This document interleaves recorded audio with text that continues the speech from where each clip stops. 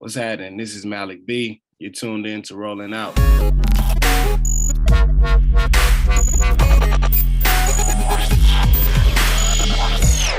All right, everybody, welcome back to Rolling Out. I'm Rashad Milligan. We are joined by a very special guest all the way out on the West Coast where it is 10 a.m. Malik B, we appreciate you so much for waking up early with us, man. Man, thank you so much for having me. I don't get up only for Rolling Out. You know what I mean? That's it. That's it, bro. I couldn't be catching for sleep. sure. We are honored. We are honored, man. So how long have you been out in LA? I know you moved from Chicago, correct? So how long have you been out there on the West Coast? Bro, I moved 2005, bro. 2005. Yeah, I grew up out here. Might as well say I'm an LA citizen resident. You know what I mean? I know the ins and outs about LA. Wow. So I guess, just like how was it coming up in that city for 18 years now? For 18 years and, everything like that, in the city of dreams, et cetera, et cetera. It's a city of dreams if you have money. If you don't have money, it's a city of nightmares. All right. I don't know if I dropped the gym right there, but it's like, a lot of people see it on TV about like how much LA is beautiful and nice. LA is expensive. So it's like, it's a city of hustlers, you feel me? And, growing up out here in LA, it's you can't get comfortable unless you want to be, stagnant or complacent. But it's also teach you how to go get it, how to motivate, because you can literally you can drive down Sunset and see like the Rock in a Porsche, right? And then you got to go all the way back to your one bedroom studio or studio apartment in the hood. And you probably see a junkie outside, getting lit, or a homeless person sleeping on the floor. So it's like, it shows you like, okay, which lifestyle you want to be, which side of the street you want to be on, that side, or you gonna be in a Porsche on Sunset. So it makes you want to hustle and just like, get it. Cause it's like 24/7 out here. It's not cold. The sun is always nice. You know what I mean? The weather is always the same out here. So it makes you want to like just, all year round, you just got to hustle. And that's what I like about LA. Yeah, no, for sure. I remember the first time I went to LA, we went to Nipsey's Corner and everything like that. And Flossing when and we parked, yeah, exactly, over there, and we walked. Like, I think that's very scary. Like LA looks like the hood. It looks nice. yeah, Like there's palm trees. Like the grass is like relatively cut. yeah. Like it still looks nice. And it's like you can't, in Atlanta, like you can tell like it's nice buildings, and then there's buildings that don't look as nice, and the grass is all the way up here. Like, and you can kind of tell, like, okay, I'm in that part of Atlanta. In LA, you can't really, it's not much of a difference. Because even like the big houses, they're all like close to each other because all the houses so close to each other and stuff like that. So, I really just want to ask you, being in the industry, I'm saying, being in comedy, I can imagine you have some homies, I'm saying, that pop and, like big time, I'm saying, names and stuff like that. And then, like you say, you might have had a situation where you're still coming up and, your homies close to you pop. So it's like y'all hanging out, everything's cool. It's like old times, say the same person. And then, but they go into a mansion and you going, to your regular crib. Saying? How have you handled that? I'm saying, I guess, psychologically and stuff. I don't know. It's very well. I've never been like a jealous person. I've always been like a person that like will have a cheer on my guys, because it's like their hard work or their success doesn't determine like my success or my path. It's just like, okay, they got theirs a little earlier, but I'm on the same road with them. Like all my friends, I think y'all just did like an interview with my homie on Rolling Out, Mitch Edwards, and Corey. Yeah, that's my guy. I've been knowing him since 2015. And and we was in the movies together, and he popping, like that's how it is. And we still hang out, and I make them pay for everything because they deserve it. And what? No, I'm just messing with you. But nah, it's just more so like I cheer on and I will applaud, and they still support because they know like if you driving a car, I mean, it's he's driving a Porsche, I'm driving a Buick or something like that. We're still on the same road. He just got a nice car. He got his car, a fancy car. But if I broke down and just sitting waiting for my finger up, waiting for people to come get me, it's like, man, God damn, man, you sure you want to invite Malik? Like that kind of stuff. Like, you don't want to have to deal with that. But if they see you driving and doing your own lane, they're like, let me help bro out. Let me support bro. Let me go to this comedy show and stuff like that. So they dealing with rich friends who popped off. It's like, man, I like it. You know what I mean? I like, because they invite me. They're going to need somebody to make people laugh. And I'm that guy. No, 100%. I know for me, it's like when I started kind of getting a little more in those rooms, covering events and stuff like that, even from like as a fly on the wall as media, it Yeah. was like it broke down the wall of like the the smoke and mirrors, and it brought it to everybody's just people, and it gave me a lot less pressure in life. Mhm. Like I don't, you know what I'm saying? Like it used to be like a, oh, this is a big deal. You Yeah. got other, and then it was like, oh, like people just be like you said, whether you riding in a Buick or you know Tesla, whatever the heck, like it's all the same. We're all the same. All the We same. all have struggles. We all have like ups and downs and good days and bad days and stuff. And then once you see that, you're just like, oh, it's whatever. It's Bro, just it's regular, bro. yeah, for It's sure. right. It's a show. But I Exactly. mean, but you don't know that if you like didn't grow up in this scene or grow up around those people. You just see what you see on TV, and Mhm, then like when social media came around, what you see on social media, mhm. and what you see on TV is lavish, and then what you see on social media is lavish. So you're like, It's oh, their lifestyle is just much better than ours. It's bro. not much of a difference. I So I tell you a story, right? I remember I was going to Michael B. Jordan house, right? And this is like when he was fresh off of Fantastic Four. He was getting ready for Creed, the first one, right? And he invited me up to his crib, and you have to go all the way up to these hills. I'm pretty sure you don't live there anymore, but you had to go all the way up to these hills, and you had to park on this hill. And like literally, I get there. It's a big ass house, right? You got to go through the garage. He has like this old school car, and he has his, I think a Benz at the time. Boom, and then you go through there, and I'm looking, and he had, I was like, oh, bro, I think he had these electric blinds, right? I never seen electric blinds in person. Says, all right, let me roll these up. He rolled them up, and it's a big ass swimming pool, damn near. Now I've seen swimming pools, but at night the color is beautiful, right? It's like listen, and then I see you look outside, it's like the city of LA at the bottom of you. I was like, hey, bro, I don't want to leave. I, I don't know if you brought me over here, like I'm gonna be your friend. So over there, and then I never went to his house again. So why the I never, yeah, bro. I just had that like that. I just had that one memory where it's like the electric blinds, and we're sitting at the table, was going over, because he was like put me in Creed, and he was just ready looking at the script like, yeah, whatever. We was chopping it up, and then I was like, all right, cool. I just kept looking. He was telling me, I just kept looking outside. I'm like, bro, this is a nice house, bro. I'm at the bottom, by the way. Yes, I'm just there, and I'm just fascinated. I'm like, bro, I'm not leaving. What are you talking about?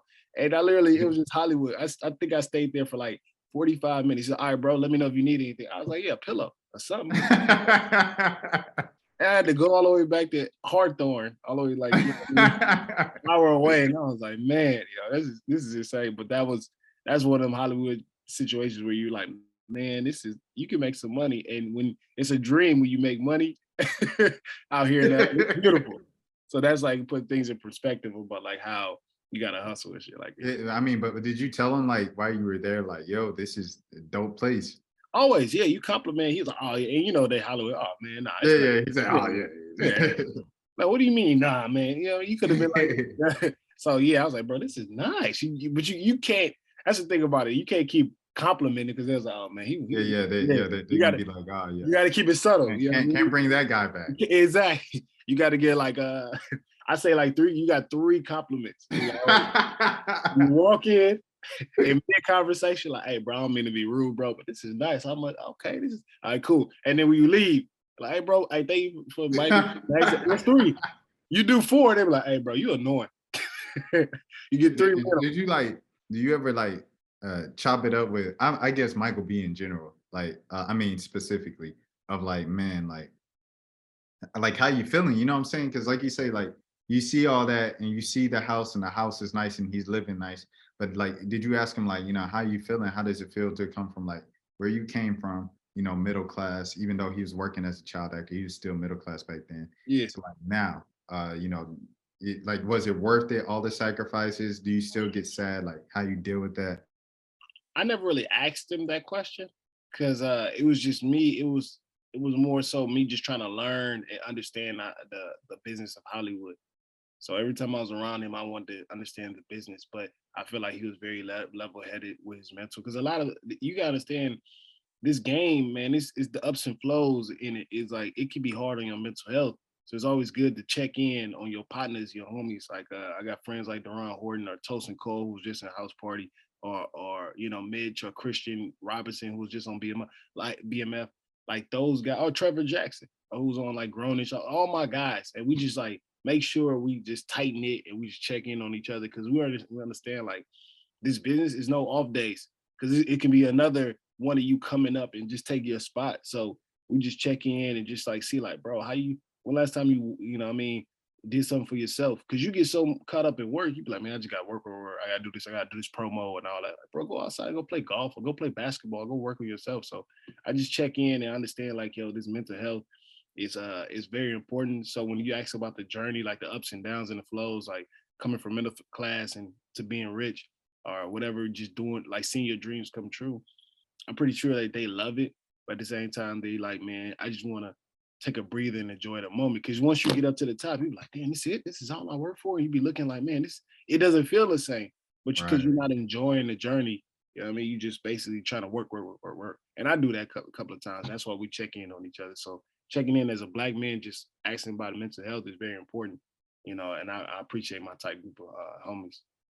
No, 100%. And Trevor, I interviewed him out there for that. It was like a Black Surfers Day out there at the beach, and he was, you know, participating in the competition. I interviewed him after, and he was like, you know, pretty much what you said, like this just a place where I can kind of go and get a release and everything and get away from work and the hustle and bustle.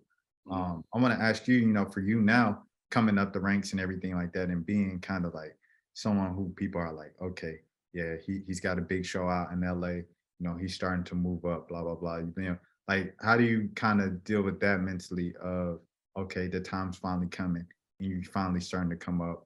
How do you like stay grounded? How you stay humble throughout that process and stuff like that? Shit, bro.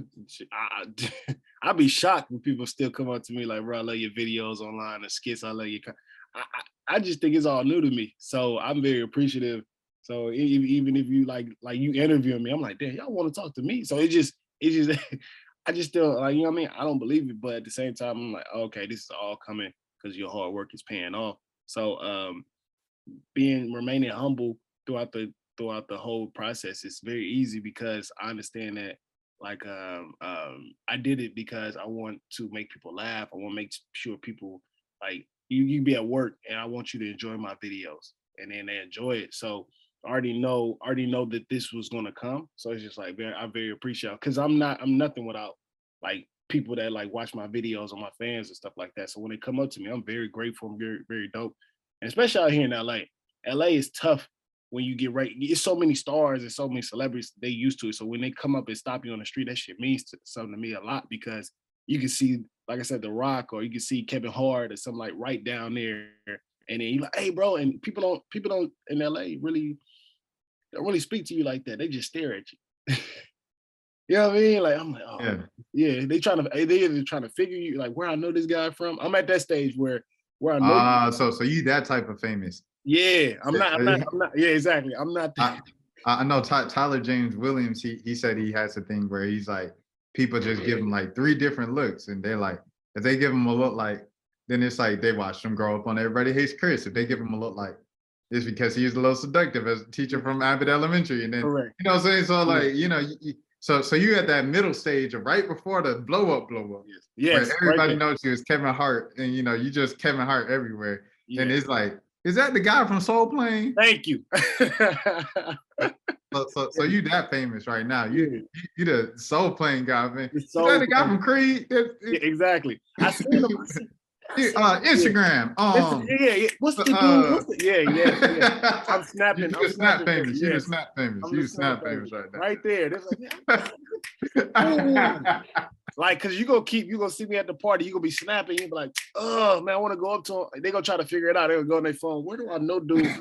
Well, I know, bro. Instead of coming up to you, and it is. A lot of times, I might even approach the person and start talking to them and being like, hey, bro, did you go to my high school? Like, I'll just ask them a list of questions. And then they'll eventually just be like, oh, yeah, World Star. Like, the dude, remember World Star Questions? Where the dude, he'd go around and it was a show. And he asked, what's 14 minus 50 or something like that? What's 50 minus Oh, you just ask like Oh, weird questions and yeah, stuff. yeah, world star questions. Okay. And then she said 13 colonies, 50 states, 13 minus 50 is 47. God dang, 47. You know, when she asked some how many states are in America, and that was a big thing. It went viral for a few years. Okay. Oh, Anyways, this was back 2014ish. So okay. I seen them around campus. I was like, bro, where I know you from, bro? He said, Mhm. oh, world star questions after he let me guess a couple times. And so, Gotcha. you know, it's always moments like that where you approach people or whatever. But You I real. don't know. I feel like it's a You good did. sign.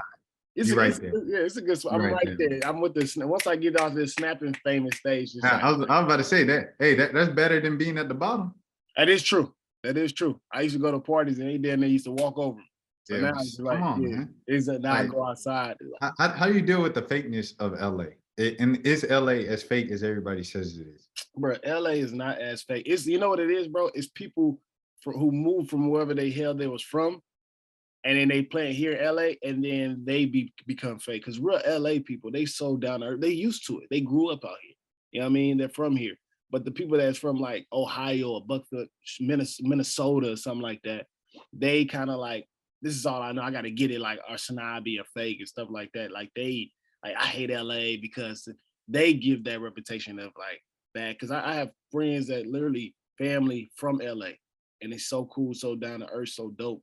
And then I got people from like wherever the hell they from. Like, man, y'all kind of annoying. You know what I mean? So it's just, it's No, no.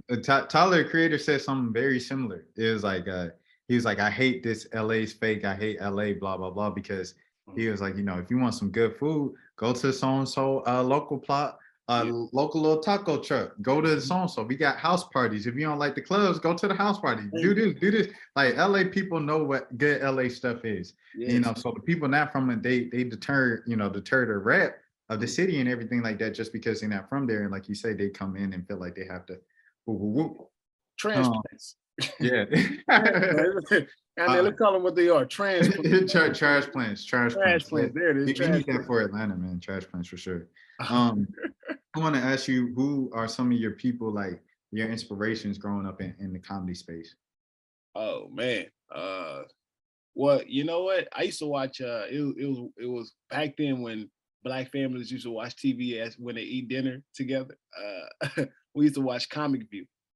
And I used to like that was the thing where my family just sit at the dinner table. My mom would make like the dinner, and my sisters and myself and my dad will all eat as a family with BET Comic View.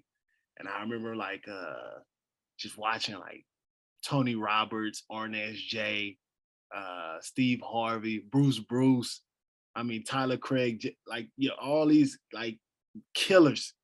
You know what I mean? I'm Michael Clayton, like Michael Kohler. I can't. I'm butchering his name. I'm sorry.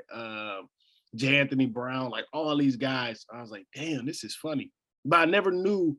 I thought I'd just like be like me, like being stand up. So then when I meet my legends, like my friends now, I'm like, damn, bro, like just to see like how I looked up to them, and just to see how I was on Gary Owen's podcast. I used to watch Gary Owen in the living room. I met uh, J. Anthony Brown. He has a spot called the J Spot out here. Or I went to Tony Roberts' show. Or you know, he was like, "Yo, I know you." So it's more so just like my inspirations because I get inspired by these guys. I got Martin Lawrence, Eddie Murphy. I got to be like Carlos Miller, DC Unfly. Like I love comedy. I love the new generation. I love the old generation. I just get inspired by anybody who's like getting it. Like if you know what I mean, because I know how hard it is in this business. So the new generation, the old generation, kind of inspire me. Like a lot of people inspire me. So I can't really Uh, put it down to like a couple of people. Like so many people. I got you. I got you. Following up, just on kind of like what's been going on lately. Uh, at the Clippers game, asking why Batum, man. Why is Austin Reeves in the game? Why is Austin Reeves in the game? Why is Hillbilly Kobe in the game? I can't. I don't know, bro. I don't know. He's a defensive line. You about to piss me off right now because I'm getting mad just thinking about this. Why is he, bro? Why do they love him so much? Why Bro, do they love hey, him? game one in Memphis. Bro went off. He shaved the game for y'all. Okay, bet. That's okay. Give me something else. Give me another. That's all I want. They was like, No, oh, no. he's second year Hey, what was it? The Dallas game, the second game of the regular season when he when he hit the shot. That was it. Come on, that was what last year, bro. Give me something. I'm talking about we in the playoffs right now, bro. That's Yeah, all I'm saying. 100%. We're on it. We in the playoffs. Give me a moment where you was like, damn, bro, he should be a starter. Just give me that. He's in the rotation over Lonnie. Yes, he's in the starting lineup, bro. Oh no, they need to flip that. They need to flip Bro, that. Polani. he's a defensive liability, bro. When he's not hitting shots, what is he out there? He's just doing cardio. Like he's just chasing. There's like, well, you chase Clay or Steph Curry? No, because I'm not a player. I'm not, bro. We are like 9 deep on the Lakers. Why is he getting all these minutes? Yo, so he deserved minutes over Hachimura, who can get hot at any moment. He deserved minutes over Lonnie Brown that we saw if he get opportunity, he hitting. Schroeder is out of the starting lineup. Like, bro, it's 3 guys where it's like, you just, if you're not hitting shots, you just out there doing cardio. I can't, bro. Austin Reeves, bro, I get him. Everybody love him for some reason. I'm like, bro, put his ass on the bench for real. Come on, man. Like, you about to get me started, bro. And then, hey, the boy I used to have Cruz, so he what first team all defense? All defense. So that's probably why. That's probably why people keep comparing them to, because they they no comparison. But, no comparison. AC over AR any day, bro. But they say LeBron love him, so I mean. I want to ask you about we already talked about May Mental Health Awareness Month. You touched on it yourself talking about that. Another thing coming up. Mother's Day coming up this Sunday, and I just want to ask you, not just for moms, but for all the Black women out there, what's your message to them this Mother's Day? I feel like I don't like. Well, let me just say this: we don't need a holiday to appreciate Black moms or Black mothers. Like that should be every day. 365. So with that being said, I feel like I understand like how hard it is to be a Black woman. I have 3 sisters, I have a niece, I have any brothers, I have a mom, you know what I mean? And just seeing like how it's a lot, dealing with in society with a Black woman. They're very gorgeous, very beautiful. So very appreciative, very hardworking women. I have a shirt called Hire a Black Woman that I wear because these women work hard. And it's their day. We got to give it up to them. I feel like it should be there every day. But they're beautiful. There's nothing on earth like a Black woman. You know what I mean? Let's just get that out the way. There's nothing on earth like a Black woman. So, I mean, you could take all the other women and put them together. They're still not gonna equal to a Black woman. So I understand what they go through. We can't live without them. We can't live without them, bro, for real, bro. And I mean, I'm very appreciative. Y'all hardworking. So if y'all, just even if you don't get a gift, just we appreciate y'all, and you deserve all the love and flowers. On May 15th or May whatever Sunday is. Yeah, whatever. 14th, I think 14th. Yeah, y'all deserve all the love on Sunday. This upcoming Sunday. Y'all back upcoming Sunday. Hey, 12 Eastern, 9 a.m. Pacific. That's the nicest they're on that Sunday. That's the nicest the Black woman ever gonna be. And she gonna be back. Hey, it don't gotta be Mother's Day or your birthday for me to just call and come on. Come on, that's fire. That's fire. Go ahead. No, I was just admiring you. I saw that. I was like, oh, I didn't even peep that gym that you just dropped. Oh, no, yeah. I'm just shouting out, man. Adidas got to take back the Yeezys because they lost too much money. Talking shit, yeah. They should have. They acted too fast. They acted off of. They was acting too emotional. You know what I mean? Hey, think about it. You said it, Malik. Yeah, but Malik, we appreciate it so much. Where can the people find you on all social media platforms? What do you have coming up? Okay, I have a special coming out called "Who's Your Homegirl" on Amazon Prime that I just shot like in April. So we editing that up. We chopping that up right now. It should be dropping later on this year. My first hour special was a huge accomplishment. Yeah, first hour, bro. Congratulations, man. Congratulations. Yeah. I did that in LA. I wanted to film it in LA. Where I grew up in, and just like, who's your homegirl? You know what I mean? I just feel like that's the question that LA brings. You be in the function, be like, damn, who your homegirl? You know what I mean? So I just wanted that to be the title, and I'm very proud of it. So be on the lookout for that. You can find me all social media platforms: TikTok, Instagram, Facebook, Twitter, YouTube, Malik MLIK Bazil BAZILLE. And I have shows coming up. Like I'm doing D-Ray Davis show on Monday at the Hollywood Improv. I have shows all over LA, and we're just getting ready for a tour for real. So I'm just coming to your state like later this part of this year and all next year. I'm gonna be on tour. All right, Malik. Well, we appreciate the time so much. Thank you for stopping by, rolling out, chopping it up with me a little bit about Mother's Day, Black men's mental health, your career, and being Snap famous. And next time, you're gonna be Kevin Hart famous. Next time, you won't be Soul Playing God famous. You'll be like Kevin Hart famous. Yes, that's you next time, Malik. So appreciate it. And until next time, I'm Rashad Milligan. You all, please, as always, take care of yourselves.